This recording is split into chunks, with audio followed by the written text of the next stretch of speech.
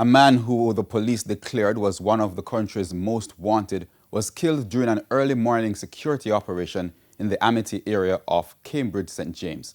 The deceased, Delano Wilmot, otherwise called Preke Boy, and his gang were linked to at least 12 murders, one as recent as 2 weeks ago. We have more in this report. The security forces have not revealed a lot about the early morning operation that led to Preke Boy's demise Wednesday. But TVJ News understands it was a well-planned mission that finally led them to the man who for many years had the hilly terrain of Cambridge as an advantage to escape from the security forces. Preke Boy, who was 25 years old, has been wanted for nearly 5 years. During this time, images of him posing with firearms would often emerge on social media. An M16 rifle containing several rounds of ammunition was seized during the security operation Wednesday morning. Police say Preke Boy was wanted in connection with various crimes, including multiple murders.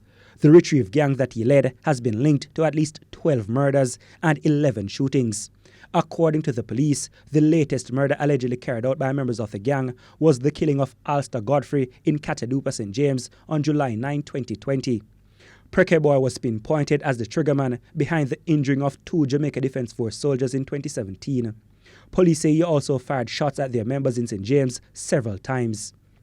The security forces believed Preke Boy met his demise in 2018 during a shootout with lawmen, but it turned out it was one of the henchmen who was identified as Richard Anderson. Anderson was also wanted in the Kingston East Division.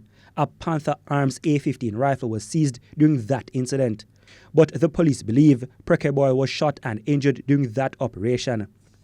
Several other operations were carried out by lawmen during the state of public emergency between 2018 and 2019 to apprehend Preke Boy and members of the gang, but they managed to elude capture. The security forces in the meantime say they will continue their efforts to dismantle gangs in and around St. James and have called on citizens to share any information they have on gang activities by calling Crime Stop at 311.